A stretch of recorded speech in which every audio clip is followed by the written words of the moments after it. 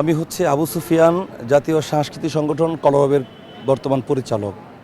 দেখুন, ইনকিলাব মঞ্চের যে আওয়াজটা, এই আওয়াজটা বাংলাদেশের সবারই আওয়াজ বর্তমান প্রেক্ষাপটে। বিগত 16 বছর কিন্তু এই আওয়াজটা আমরা তুলতে পারিনি। যেমন শাপলা হত্যার বিচার আমরা পাইনি। তারপর আমাদের ওলামায়ে কেরাম বিভিন্নখানে যে লাঞ্ছিত বঞ্চিত হচ্ছে, নির্যাতিত হচ্ছে, খতিব সাহেবগণ, ইমাম সাহেব, বড় বড় মাদ্রাসার প্রিন্সিপালদেরকে সরানো হয়েছে বিভিন্ন ষড়যন্ত্রের কবলে। এগুলো মোকাবেলা করার সুযোগ কিন্তু আমরা পাইনি, কিন্তু থেমেও থাকিনি। তো এখন এই মুহূর্তে দেশের এই অবস্থায় এমন একটি আওয়াজ হচ্ছে চারদিক থেকে যে সমস্ত বিচার আমরা এখন চাই। আজকেও পত্রিকা এসছে, খুনি হাসিনার বিচার চাই, গ্রেফতার পরোয়ানা এবং ইমরান সরকার শাহবাগের যেই কর্ণধার দাবি করেন কথিত ইমরান সরকার, তাকেও গ্রেফতারের পরোয়ানা জারি হয়েছে। তো সেই দৃষ্টিকোণ থেকে ইনকিলাব মঞ্চ তারা দাবি জানিয়েছে, শাপলা হত্যার বিচার তারা চায়, হাসিনার বিচার চায়। লাকি আক্তার যে ব্যবসা একজন আছে আমাদের বাংলাদেশে, গত 2013 সাল থেকে এই পর্যন্ত লাকি আক্তার যেইভাবে ওলামায়ে কেরামের বিরুদ্ধাচরণ করছে সে, এবং কি গতকালকেও সে এত বছর পরে এসে কত বড় সাহস, নির্লজ্জ হতে পারে, মানে বুকে সাহস কত বড় হতে পারে, তার খুঁটির জোর কোথায়, সে এসে বিভিন্ন কথা বলতেছে আওয়ামী লীগকে প্রমোট করার জন্য, বুস্ট করার জন্য। এবং পুলিশের গায়ে তারা যেইভাবে তারা হামলা করেছে, এটা নিন্দনীয়। তো আমরা এই লাকি আক্তারের বিচার চাই, ইমরান সরকারের বিচার চাই, এবং শাপলা হত্যা যারা করেছে সকলের বিচার বাংলার মাটিতে চাই। ইনকিলাব মঞ্চ এই দাবি জানিয়েছেন, আমরা পাশাপাশি সহমত পোষণ করছি। আমি শুধু করবের পক্ষ থেকে, নো রাজনৈতিক দল, করব হচ্ছে কালচারাল অর্গানাইজেশন, এটা কোনো সাংগঠনিক রাজনৈতিক কোনো দল নয়। এটা শুধু কলরব থেকে আমি এসেছি। পুরা কলরবের আস্থা, বিশ্বাস, সহমত সব কিছুই ইনকিলাব মঞ্চের জন্য আছে আমাদের, ইনশাল্লাহ। দেখুন, সত্য যেখানে থাকবে, যে ব্যক্তিটা সত্যের পথে দাঁড়াবে, তার সাথে অন্য সত্যের সম্পর্ক থাকবে, তার সাথে সমস্ত সত্যের সম্পর্ক থাকবে।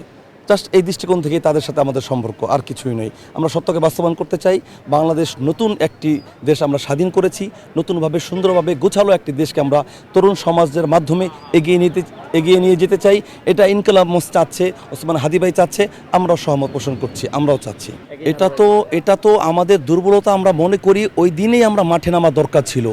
রমজান মাস চলাকালে রোজা অবস্থায় তারা প্রকাশ্যে ধূমপান করে, আমাদের ধর্ম উপদেষ্টা, আমাদের স্বরাষ্ট্রমন্ত্রী, এদের বিরুদ্ধে তারা মাঠে নেমেছে, অর্থাৎ প্রকাশ্যে ধূমপান করা নিষিদ্ধ করা হয়েছে।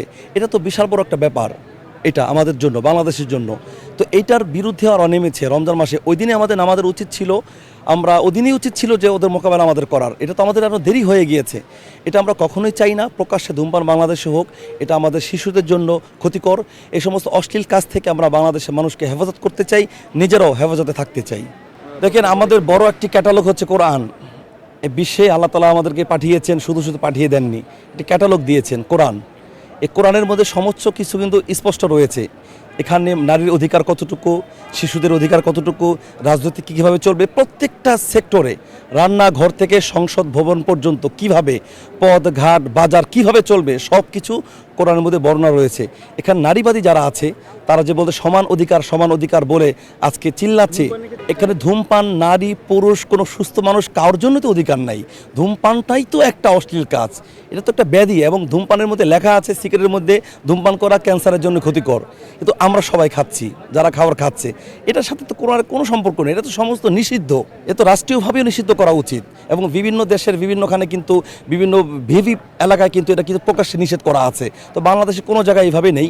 আমরা চাই বাংলাদেশের প্রত্যেকটা সেক্টরে, রুমের মধ্যে, ঘরের বাহিরে, ঘরের মধ্যে, সবখানে এই ধূমপান নিষিদ্ধ করা হোক। এটা আমাদের দাবি এবং এটাই আমরা চাই, এটা হওয়া উচিত।